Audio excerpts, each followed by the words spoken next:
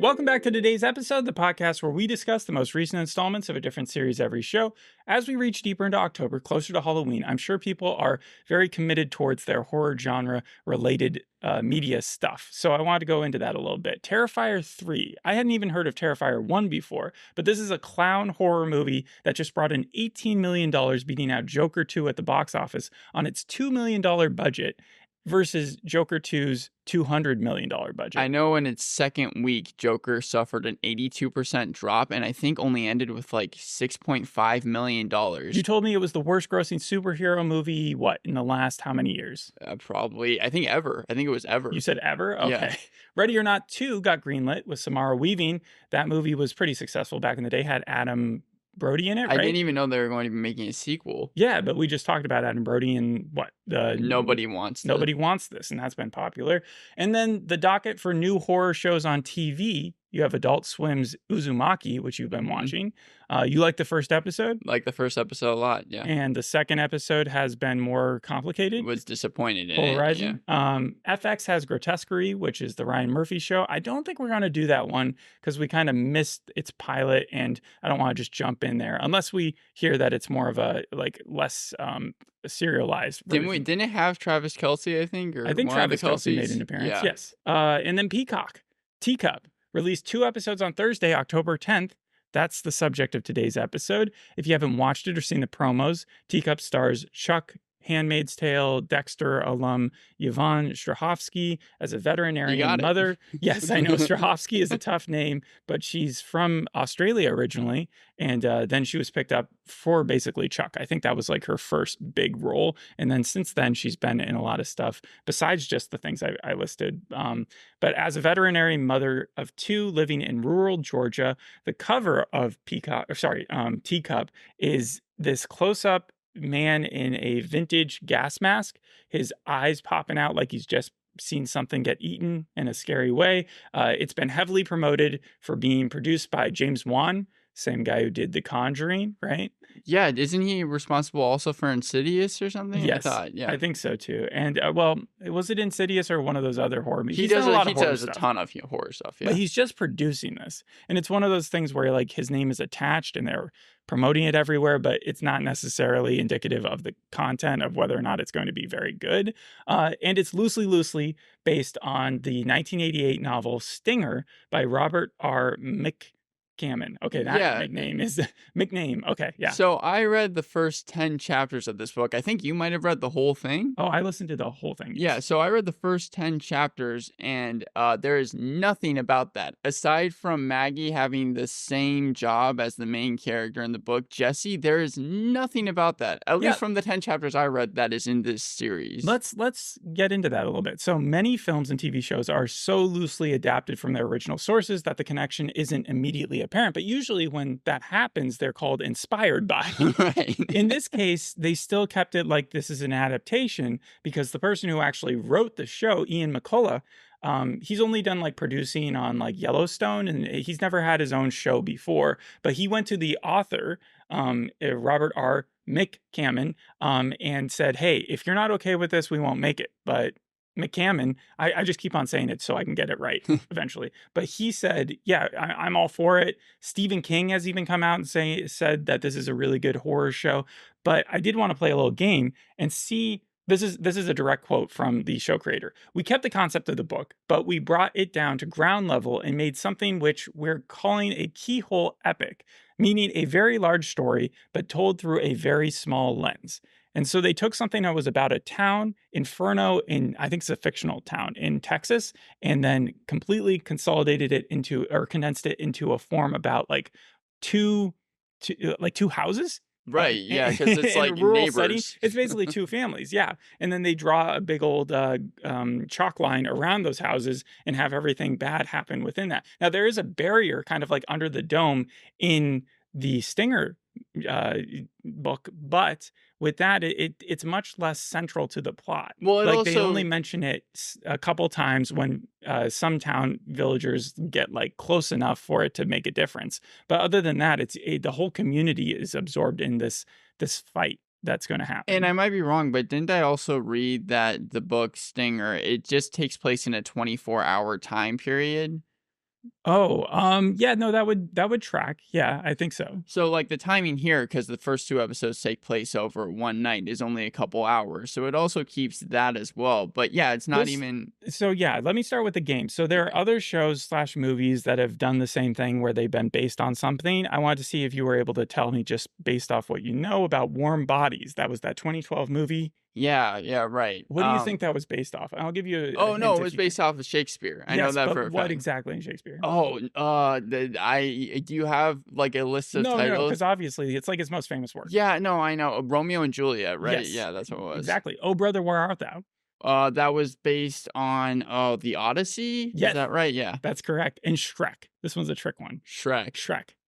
I don't It know. was based on Shrek, but like a cartoon or a illustrated version that came out in like the 60s.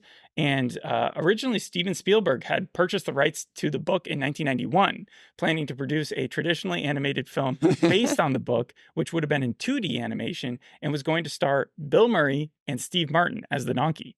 Steve Martin was gonna play the donkey. Steve Martin was going to be the donkey, and the Wow. original story was much more, I guess, sinister. Like so, like they lightened it up Well, when they brought it it's to like Pixar. The Jungle Book 1960s film compared to the book, I don't right? know. Oh, you mean yes, Yes, yeah. absolutely, yes. So other comparisons you would make to this show versus the book, because I had I had a huge list that I can't now use because there are certain things, aspects of this story that they didn't even get close to, Mhm. and so I had to whittle down my comparisons. But what were yours? I had dark mostly because, like, much like in the The pilot setting? episode, the series, the Yeah, TV no. series. I'm saying the setting of Yeah, Dark, because the they're forest. trying to find Michael in the first episode of Dark. They're trying to find Arlo in the first episode here. Also, the wood setting reminded me a little bit of Stranger Things with Beth. Mostly when The they're just special child is yes, definitely Stranger Things. Yes. and so those were kind of the two biggest ones I had. Also, you could take into like hosts and possession kind of Right. Stranger Things Yes. ish. I would say Venom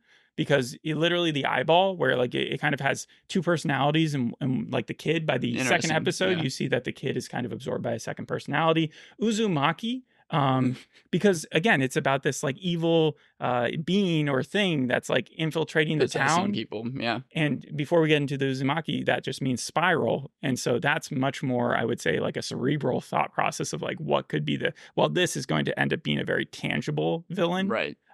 Slither, if anybody Yes. is Absolutely. aware Of of course. that Of old course. movie, yeah, especially when it gets into how gross. My favorite scene of these first two episodes, and we can jump right to it, is the dog scene. I think that could have been its own short horror film where first they get out and they meet the guy with the gas mask who's drawn this whole chalk line, right? Yeah. And he's telling them, you can't pass the border. They're not believing him. Then they see what happens to the dog when it passes, the evil dog, and its body goes inside out. It's interesting that you say that was your favorite scene because I thought the best scene by far was Claire's scene at the very end of the second episode. I'm not one for like gory deaths, but that was awesome. That happened afterwards, and we knew what was going to happen. I found that a very gross and compelling scene as far as if you're a horror junkie, but I do find it kind of stupid that she wouldn't listen to them as they're yelling, "Stop, stop!"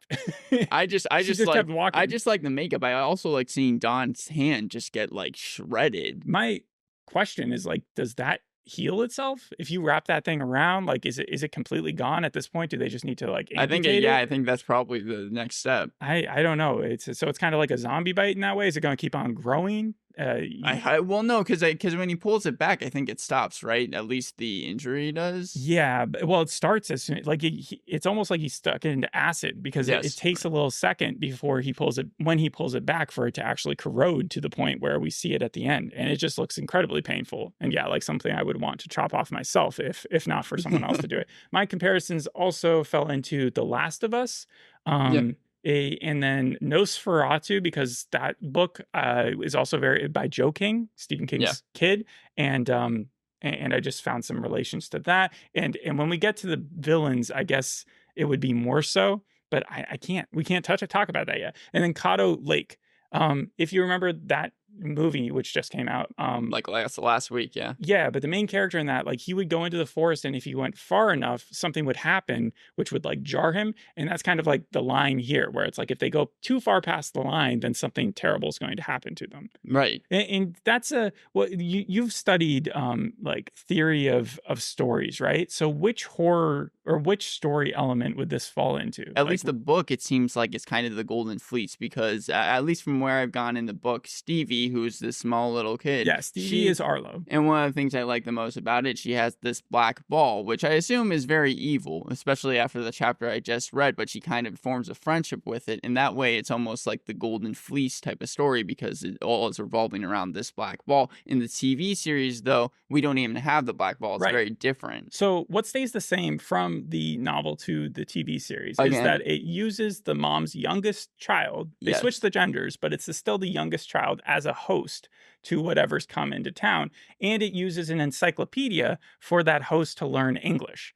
That is like the first thing I realized when I saw it. I was like, oh, I know where that encyclopedia is going to come to play. Because what kid keeps an encyclopedia on the ground in their room? I believe in her room, in Stevie's room, it's like it's the alphabet, and there's also like pictures of animals that she's like teaching the ball what they are. But that's the closest thing that I would think. Yeah. The mom is a vet, like we talked about. There is a horse in the book. So let's talk about that really fast. The book just says she's a vet and only like focuses a couple pages on it. This focuses almost the entire first episode on Maggie being this veterinarian. Yeah. So when they brought in the horse at the very beginning there, the neighbor brought in the horse. I was a little confused because I thought that in the book, that Stevie actually owned a horse or something like that. One that she was familiar with. So when they brought the horse in, and the horse has been displaying some strange behavior itself, and then she finds this stick in its neck, right? And she has to remove that. And then the horse was also apparently like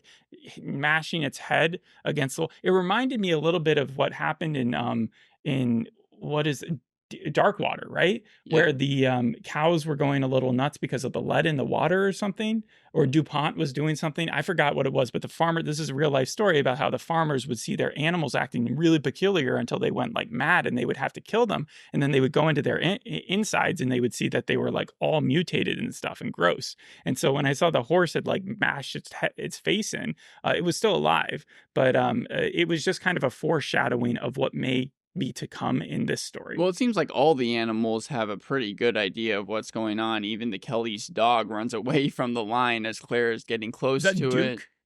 Duke. And then also there's that wasp that seems like it's inside. That's the first scene we get with Maggie, where she's releasing it, and it seems like, I think the wasp was trying to get away from whatever is going on. That's why it was in the house. Maybe I'm reading too much into it. I don't know. So it's not Deadline. What is Decider is the one who comes out with those, like, Stream It or Not, right? And they called that wasp a dragonfly. And so I was like questioning my own sanity, because I was like, that doesn't look like a dragonfly to me. But I do think it was a wasp. And then you have the teacup, obviously. Let me go through the other things that stay the same. There's the barrier that's around the town, but this time it's just in shock. And so it's much less of a focus in the book. There's flashlights. Flashlights are very important in the book. We haven't gone into why exactly, but they do have a lot of flashlights and lamps here. And it was because they did a lot of night shots or night shooting. And some of the cast members even talked about how that made them closer, made them bond. Because like when you're doing back to back to back to back and you're getting really, really tired and stuff, you got to just like stay, you kind of lose it a little bit, and you got to treat everybody like family. And then mangled flesh monsters. So what we see happen to the wife that you were talking about in the second episode, the sort of horror moment, the biggest horror moment. Yes. We get a lot of that in the book as well. What's not the same is that they've changed the setting entirely, which is very strange for an author to be okay with, because usually the setting is very important to them. You know, usually it's like its own character. And this guy made it about Texas, and the first scene was talking about the mountains and how hot it was. And you get a lot more intensity about like how the town's atmosphere is constructed, the racism and stuff that's just ingrained in a lot of people. Again, it was written in 1988, so that doesn't necessarily have to translate over. The mother-in-law being part of the story with multiple sclerosis, she's not in. Ellen, just completely made up character. Shaky marriage, like they use different names, but the main two, the Yvonne Strahovski's character, Maggie, and James, their marriage is shown because he had an affair or something with the neighbor. Never happened in the book. The sister being an older sister, that's not in the book. The evil being in the community already. When you're reading the book, I think it takes like till chapter 4 or something before any sort of other thing is introduced. Right. And how it's introduced kind of gives away what it is, you know, versus in this where it's a big old mystery. You just know that this crazy lady at the very first scene has already become like the incumbent, or it has like something inside of it already. And then remaining cognizant. The kid comes back. So that's strange. Arlo, when he gets infected by whatever this is, he returns to talk to his mom in between the monster or whatever taking hold of him, right? Yes, at the very end of the first episode. That never happens. Like Stevie just sort of goes away for however long this thing is in her. She grows a serious connection to the black ball, and so she like even steals it, but it's on her own. It's on like kind of, she wants to do it herself. She's such a young, naive kid in the book that she's just kind of placed in some place where she doesn't even realize that she's been incubated. Yes. Versus Arlo here, who's like, oh no, mom, I don't know what's happening to me, that type of thing. Yeah. And then there's no neighbor boy who's like flirting with the main character. So they changed that because I know that we mentioned that it's Ray, he's a 14-year-old boy in the book. Here it's Meryl, but also Ray does have, at least what it seemed was a love interest in the book. Her name is Nasty. Yeah, so there's but could be that one. But there's a It could be that one. But there's a polar opposite between Nicholas, who it seems like might get together with Meryl in this book, and Nasty. Nicholas is played by the guy from Yellow Jackets, so it's kind of funny to see him like he's grown up a little bit. He's a goody two shoes in the series, and in the book, Nasty is just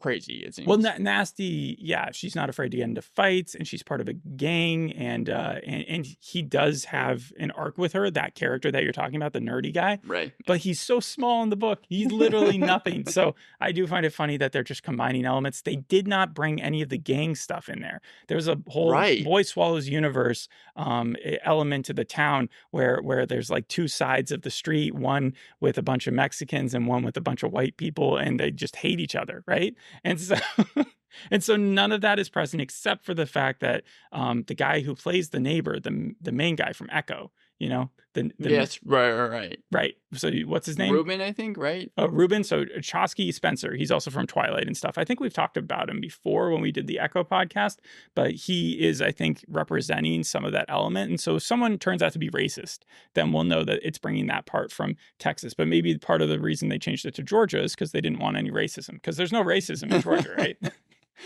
Most importantly, though, there's no gas mask in the book. Huh. Absolutely no gas mask. So you're saying that character... And it has nothing to do with teacups. So the two biggest elements, the selling points of like being that kind of innocent title that leads you to be a little cringe or like scared, you know, like what could possibly teacup mean? Right. It has no significance in the book. Also the marketing, like you said, it's a gas mask on the poster. Right. And I don't think it's giving too much away to say that the book's title, Stinger, is the thing that is like, it's evil. So whenever they refer to it, they call it Stinger. And in this, they never do. So I wouldn't be I wouldn't be surprised if they don't ever refer to it as Stinger. So they downscaled kind of a whole town to these two houses. They got rid of a ton of characters because I'm only like 18% of the way through the story. At least that's what my iPhone tells me. And there's already like at least 20 characters that the book goes into. Here, it's just kind of these select few. And so automatically, it seems like the show also is a slow burn just because of that. They don't have that many characters they can introduce. It seems like there's not a lot that they can do. So it seems to be going by at a snail's pace, which I was a little disappointed by because the book, I don't think is a slow burn. No, but there were problems with the book. I think it did embrace too many people. I think that there was like it did not need to concentrate on the full town. And I thought when they try to bring it over to a television screen, they're going to need a monster budget to have to perform all these things. Instead, what they did was they said, we're going to keep it within the context of like one house, two houses, right? And a big old forest. Right. And then we're going to spend all our money on the special effects of when there's these morphed out, gross looking flesh monsters. And that's more slitherish than anything else, you know, like we could end up seeing a lot more humans that become mutated and stuff. But we don't even see that many people like become these flesh monsters that you're talking about in the first two episodes. So again, there's man, without getting into spoilers, it's difficult, but yeah, I don't even know what to say. I will say that the director of this thing has also done other horror stuff like Channel Zero, The Haunting of Bly Manor. He also did Azrael, which was another Samara Weaving horror movie that came out earlier this year. And then the VFX studios have done Westworld and Fallout. So the Westworld and Fallout thing make me think, okay, this is good for the show, right? Right. And everything we've been led to believe so far, though the locations are very simple, when it does decide to go into monster related trajectory or whatever, it does do good with that. I thought that it had a great soundtrack. You get a lot of Neil Young, Harry Nilsson, a lot of 70s songs, so that was what I enjoyed. I enjoyed both the cliffhangers in the episode. So let's talk about the cliffhangers. What they lose the kid in the first episode. Yes. And then they spend the time trying to find him. And then they do in the second episode, but by then I think it's the first episode that he comes back. By the end of the first episode. By the end of the first episode, they find him? Okay. And then in the second episode, they're trying to figure out what happened to him. Well, the cliffhanger in the first episode was what you said was already made up, which is the guy in the gas mask. He starts spray painting the gavel, kind of creating the line. So he's like an all-knowing figure at this point. Right. And though we do have a government impact in the book where they know more than they let on at first, nobody could know exactly where the grid line was. So this guy. And why is he able to stand outside the line? That's kind of something. I think he started outside the line. Had he been inside the line when this thing or this entity came into play, then he would be in trouble. The other thing about him is he could possibly. There is like a sensor that's going around in the book for a specific purpose, and he just has an awareness of that sensor.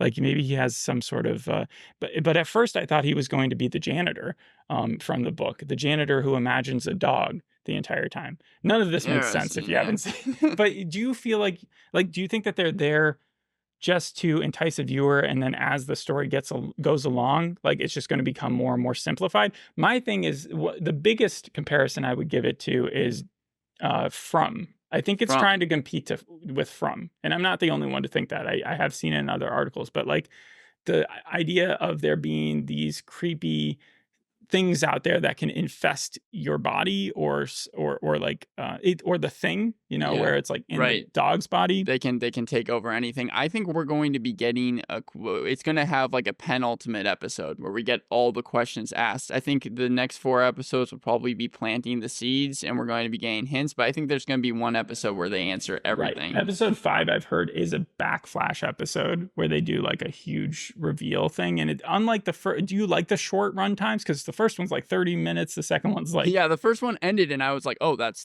it, we're done already. For a horror show it usually would be longer. No, I did have that listed as one of my pros as well. I also did like that, but the 5th episode I think is like 50 minutes because they do try to get more into the lore. Okay, so we're probably going to be getting a lot of answers. I think we might even be getting the gas mask person as well. I found it interesting though because Yvonne Strahovski, she's probably the biggest name on the show, and she has a B story because we do deal with Maggie and Arlo and she's in the show, but really it's about Don, Ruben, and James trying to figure out, at least in the second episode, what this masked figure is trying to tell them. Right. But I think Maggie's going to end up being the main character, because even in the book, although the mom's character is like relegated to the side for most of it, by the end she definitely is impactful. So I think they're just going to beef her up and make her the biggest thing. The whole thing with her marriage, though, I could care less about. I mean, I didn't care about her saving the horse. I know that they did that to try and pay homage to the book and show she was a veterinarian. But it was like 15 minutes at least out of the whole show where she's just trying to save this thing and all she had to do was take a piece of wood out of it. If I was like a huge fan of the book, then I think I would be really, really pissed off about this series. As I'm not, I really like the horror intro of the dog flipping out. Or like the horror segment of that. So I will give the show a 5 out of 10, but I wasn't like overall thrilled by it. What are you going to give it? I just found it to go by a snail's pace. Aside from a couple cool different scenes, I really don't see a reason why this show is even based off of Stinger. You could have told me. That was the main point I was going to get at, is like, I wouldn't have known otherwise. In fact, part of me thinks that like he went to the author just out of some inner need to be like, I don't want to be sued by this guy, but I feel like I could have watched this show. You could have told me that it was just a random show that they made, and I wouldn't have made the connection about being a stinger. I'm going to be going a little lower than you. I'm going to be giving this a 4 out of 10. As far as the reviews are concerned, they're kind of like mixed. I have read some fans that actually liked the interpretation because they would just want to see more of his work turned into a big studio piece. But like AV Club said, Teacup is a horrifically bad horror series. That was the worst review I could find. Best review says Collider, a mind-bending must-watch horror series. And then AZ Republic, Teacup would have made a taut-gripping movie. I agree. It's just spread out over too many episodes. It's tension watered down by the length, and it's clearly set up to run more seasons. So that makes me think big cliffhanger at the end. So, Probably, yeah. Yeah. The book doesn't have a cliffhanger, so I don't know why the TV series would. Anything else you want to say? No, that's Thanks fine. for listening. We'll see you on the next episode. Hope you enjoyed this one. Bye. Bye.